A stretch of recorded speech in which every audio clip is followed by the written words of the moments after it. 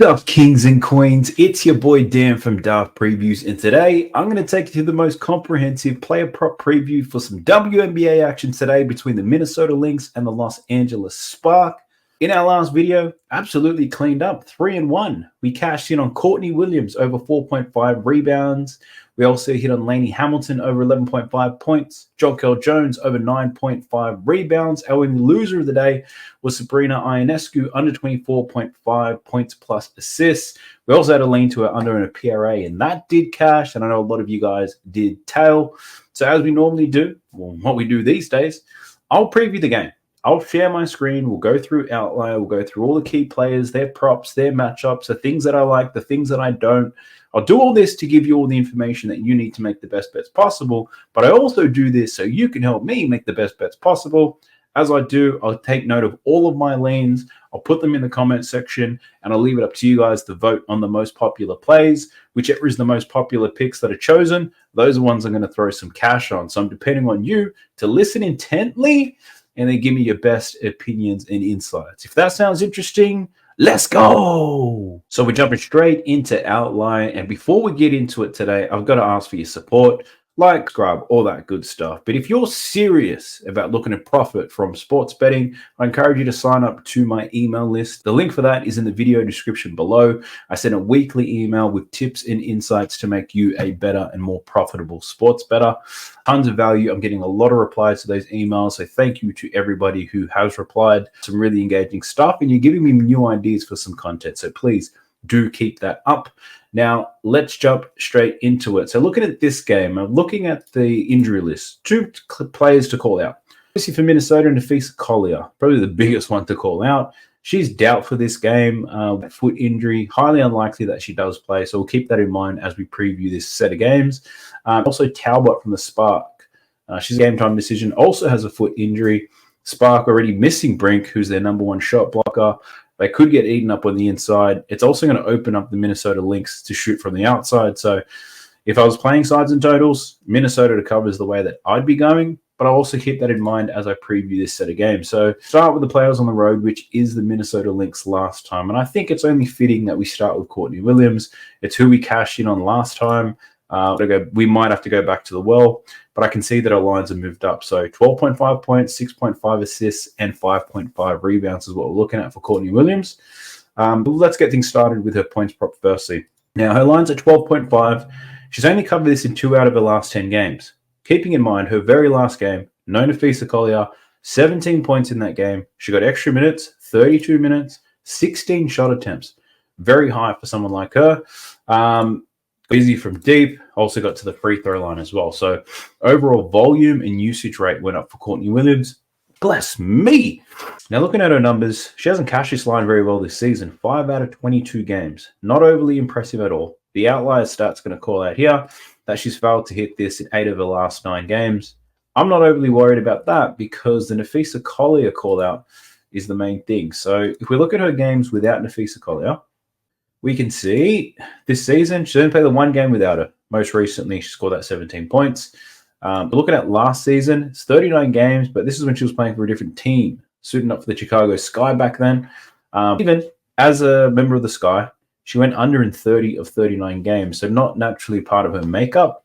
But in saying that, what happened in that last game was quite telling against the Washington Mystics. More minutes, more opportunities to score. 16 shot attempts, only shot 44% from the field. Outrageous. So if the volume is there, I think this is a really nice play to the over. She normally shoots about 41% from the field, so the 44%, not a massive over delivery by any stretch of the imagination, but the volume, you can see it here. 16 shot attempts. That's the most shots she's attempted all season. Now, up against this Spark team, it's a pretty good matchup. They do allow quite a few points, the 3rd most points in the league. And if you think about how she likes to score points, a lot of it's in the pick and roll as a ball handler. And this Spark team, unfortunately, one of the worst in the league. So I'm personally leaning to the over right now. But let's get through all of her other plays. And we'll see which is our favorite one. But I do like the over in points. Taking a look at her assist prop now. 6.5 assists for Courtney Williams. It seems quite high, especially for the W. She's cashing 6 out of 22 games. This Spark team does allow the 2nd most assists in the league, so that's not good. Cashed this in that very last game against the Washington Mystics with 7 assists. So look, another one of those ones where I'd probably lean to the over, but 6.5, it's a pretty high number is what I would say. So I'd lean to the over, but I'd be a little bit hesitant. She didn't really smash this line out of the park, but at the same time, that Mystics team is a lot better than this Spark team at the moment. So maybe points plus assists is one way that we could go with it. And the next one is rebounds, 5.5 boards, 10 out of 22 games. This was at 4.5 in the last game, and I know that because that's what we bet on. That line's now moved up to 5.5. This Spark team, as bad as they are, they're not bad at rebounding. They allow the fourth fewest rebounds in the league. So Courtney Williams needs to get 6 in order to cash this. She did have 6 in that very last game, but I'd be a little bit hesitant. But if you look at the numbers against the Spark on the season, and I forgot to do this for points and assists, so we'll go back to that. 2 games against the Spark this season, 6 and 8 boards from Courtney Williams. Doing the same for her points, 9 and 15 points last 2 games against the Spark. And then her assists, 4 and 10. So one look that could be there is maybe looking at the PRA. It's at 25, 33 in that last game against the Spark. Almost got a triple-double. And most recently, she did have 30 PRA in that last game. So if we take all of this into consideration, I still do like the points prop. Not going to lie. The points prop probably still my favorite. The rebound, look, she's a little bit inconsistent, but she has rebounded well against the Spark. You can see 6 consecutive games. The problem with that is this head-to-head bullshit hasn't worked very well when I'm betting on the W. So I'm not overly excited about the rebound prop. I do lean to the over, though. I'm not going to lie. And then on the assist side of things, she did have 10 assists in the last game against the Spark, which is pretty wild. They do give up assists, so I also don't mind that as well. But I think points plus assists is probably the way that I'd be leaning. I think if points are my favorites, I think points is probably the way that I'll go. This is what I'm thinking right now for Courtney Williams. I'm thinking to take her over in points, and I'm also as a straight bet. And then I'm thinking of running the same game parlay if we just take Courtney Williams over points, over rebounds, over assists, and we see where we land. We'll probably get 5 to 1, 6 to 1, depending what odds are given out. So that's one play that I'm thinking about. I'll also have these scrolling in the bottom line if you want to think about it as the video goes on. All right, next up for the Minnesota Lynx, let's go with Kayla McBride. So Kayla McBride, a lines are at 16.5 points, 33.5 assists. So no lines for her rebound. So we're just looking at the 2 here today. At 16.5. Seems a little bit high based on her season numbers, but let's see what we get here. Looking at the over, plus 100. She did score 17 points that last matchup. 3 out of her last 10, 8 out of 22 games this season, that last matchup. And I'm calling out that because there's no Collier in that one. 34 minutes, 17 points, only took 12 shots. So we didn't see a big uplift in her volume the way we normally would expect. So Kayla McBride's role hasn't necessarily changed by the looks of it without Collier in the lineup. Now, I'm not suggesting to take the under. I don't think we see a massive spike in her opportunities to go over. In terms of the matchup, it's not a bad matchup. She scores a lot of her points above the break. The Spark not ultimately good at that. They're not great at defending spot-up shooters either. So Kayla McBride should probably get her opportunities. I'd lean to the over, but I don't like it as much as the Courtney Williams look. Looking at her assists, 3.5. She's cashed this in 12 out of 22 games this season. Most recently, 4 out of her last 10. Only had 3 assists against the Mystics in that last game. And in head-to-head matchup, she's gone under this in 6 consecutive games against the Spark. So, look, I'd probably lean to the under, but knowing how bad the Spark are defensively, I don't think I want to take the Minnesota Lynx players unders on their points and assists. So I'd lean that way, but again, it's not something I necessarily want to bet. So no strong feelings from me when it comes to Kayla McBride, so we shall move on. Lana Smith, now had a very good read on her last game. Didn't bet it, went with Courtney Williams instead, which did cash, but Alana Smith, I liked her rebounds. That line has definitely moved up. So we're looking at 12.5 points and 6.5 boards for her. Starting with her rebound line, 6.5. She had 8 rebounds in that last game. There's a difficult matchup when it comes to rebounds. She's cashed this line in 7 of 22 games this season. 2 games against the Spark, 5 and 7 for Alana Smith. It's plus money to the over, a 6.5. I'm a bit hesitant because it's quite a high line. She obviously hasn't hit it that well this season. We've only got a small sample size without Nafisa, where she got 8 boards, but that was a low-scoring game. One could argue a lot of rebound opportunities. She got 29 minutes, so she didn't get more minutes because Collier was out. Her role relatively remains the same. More opportunities will be there, but this line has moved up. Keeping in mind, she is averaging 5 rebounds a game this season. This line's at 6.5. Books, favoring the under in this one.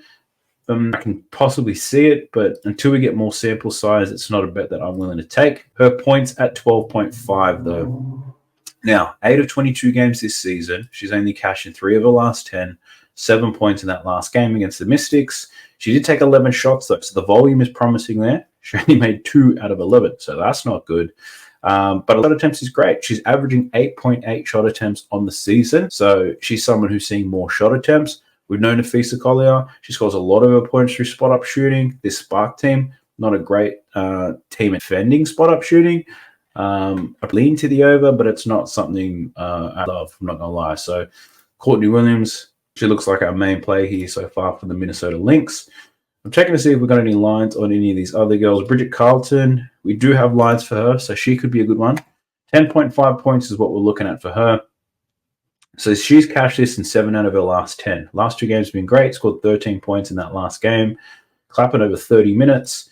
On the season, 10 out of 21 games. Her minutes, a little bit up and down, averaging minutes per game. She should see at least 30 minutes in this game without Collier, I assume. If you want to get more accurate with the data, let's say she gets at least 26 minutes.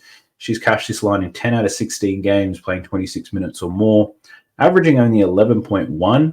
If we look at the games where she's gone under, the Sky, the Mercury, the Dream, and then the Storm. But she's had some pretty big games against Connecticut and Washington as of late. What are the other call-outs that we can make here if we're diving a little bit deep into this girl? Volume. So she averages 6.6 attempts per game. That last game against Washington, she did take 10, which is tied for the second highest total. She took 8 3-pointers. She made 3 of them, 38% from the field.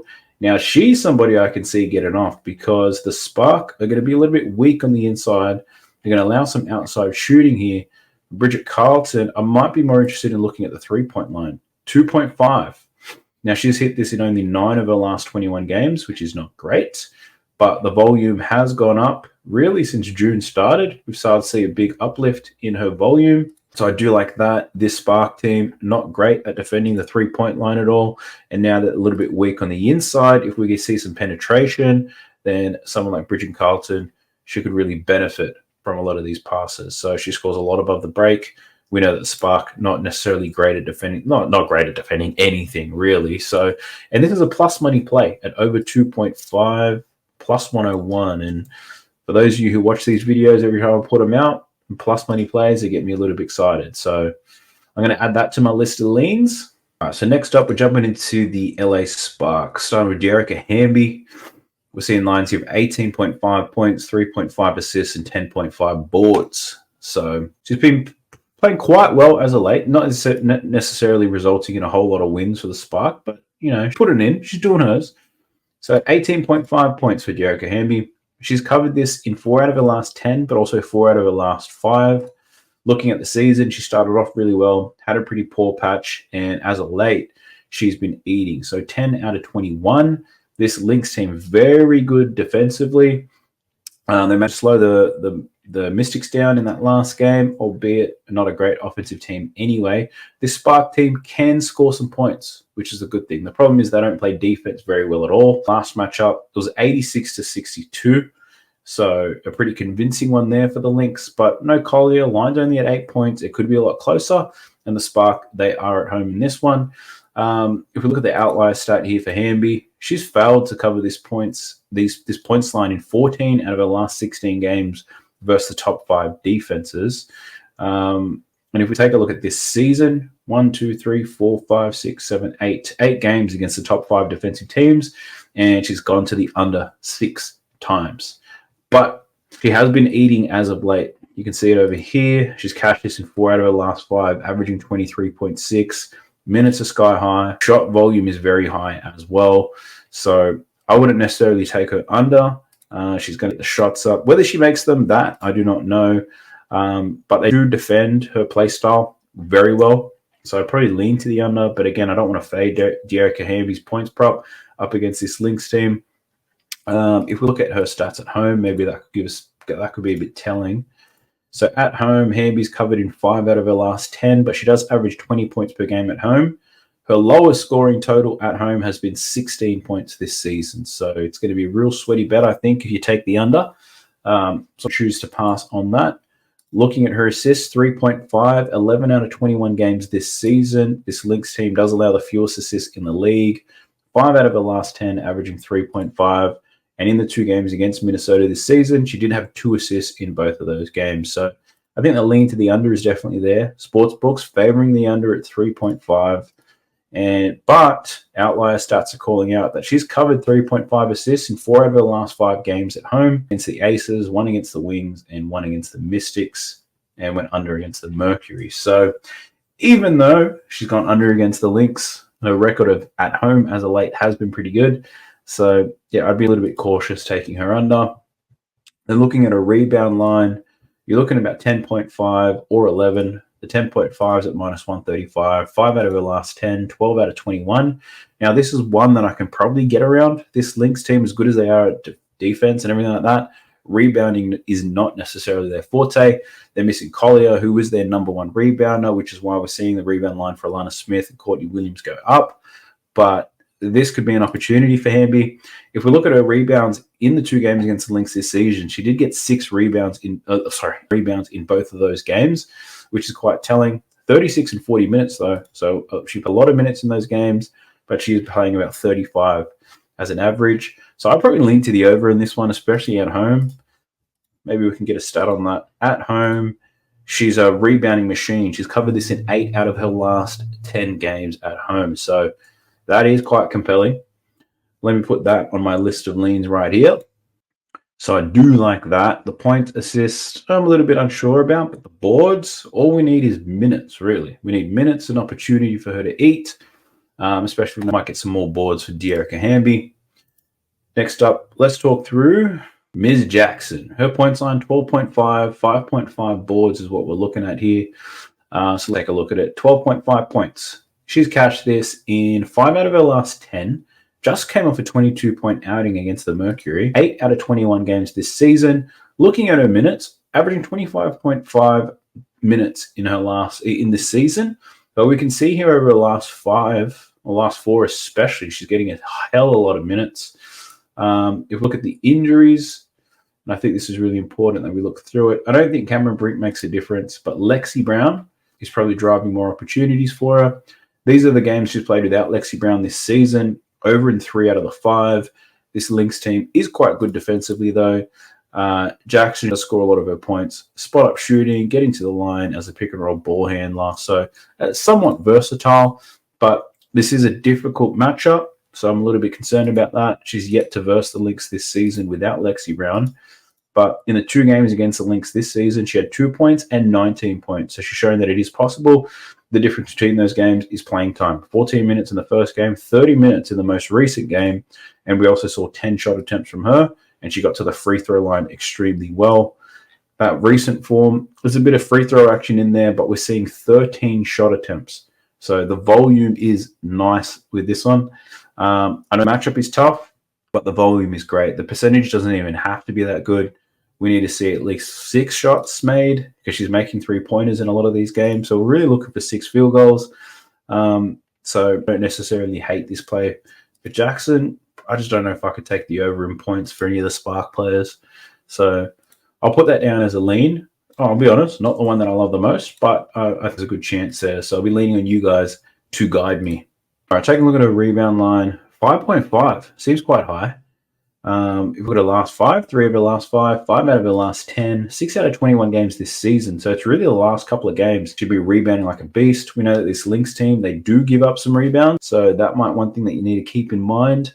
Volume, I don't necessarily like, if I'm being honest with you. The spork's favoring the under at minus 140. Look, I probably lean to the over given the recent form, but it's not a bet that I want to take. So I'm going to have to pass on that. Next up, who else do we have lines for? Ari McDonald, 11.5 points, 5.5 assists. So her points line at 11.5, she's covered in 8 out of her last 10. Great hit rate. On the season, only 10 out of her last 21, but really since the 10th of June, she'd be gone crazy. She's got a great hit rate. The minutes, they're not too bad either. The volume of shots are pretty consistent. The games where she struggles are terrible games. Now, all right. Now, since she started seeing significant game time at around here against the Aces, we're looking at her volume. The volume is pretty consistent. Even the games where she struggled, 2 points against the Liberty, 4 points against the Mercury. Now, in those games, she still took 8 and 10 shot attempts. The challenge here is she went 0 from 8 in one game and then 1 from 10 most recently against the Mercury. What I do love about this is she bounced back quite well. Well, not that well, actually. She did bounce back. That's the most important thing. She's not necessarily stringing these types of games together. So in terms of trends and form, I'd probably like her to bounce back here. Not going to lie. What concerns me is this Minnesota Lynx defense. Obviously quite defending her scoring type as a spot shooter. They're pretty mid-tier, but they limit the transition quite well where she does score some of her points. But she does score above the break. And that's my only concern here is because the Lynx, I know they're missing Collier, but they don't necessarily lose one of the better defenders onto the break. So I probably lean to the over here, but I'm not sure how much I can. Well, it's pretty much the same thing with Jackson, right? It's about volume and hit rate. And I'm thinking the Spark probably can score some points. But yeah, I'm a bit on the fence here. Look, I'll put it down as a lean anyway. You guys, if you're watching this, you're probably a little bit closer to the players and how they play, what they do. All right, let's take a look at her assist line now.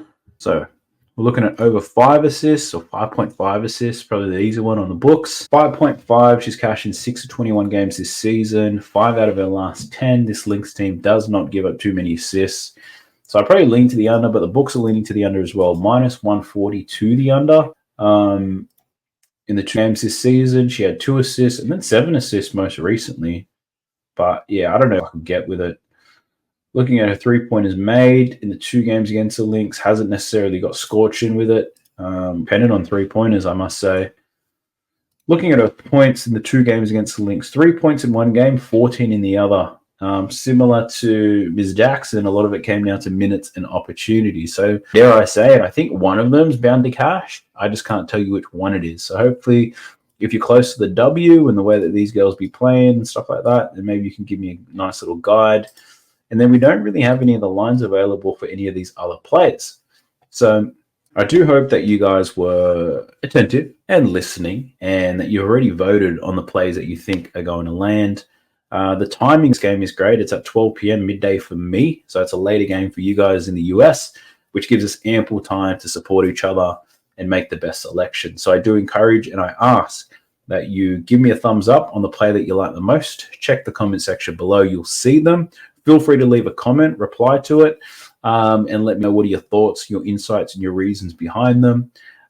Don't bother putting in comments saying the girls are inconsistent because it's clear. We know that. But where there are inconsistencies, there are opportunities. And remember, you can always bet the under, right? You don't have to bet the over all the time.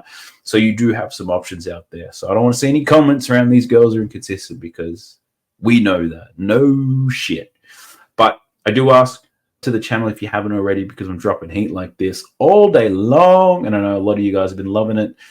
We are slowly but steadily. The next milestone is probably 8,500 subscribers. And the majority of these subscribers have all come this year. So we're growing fast.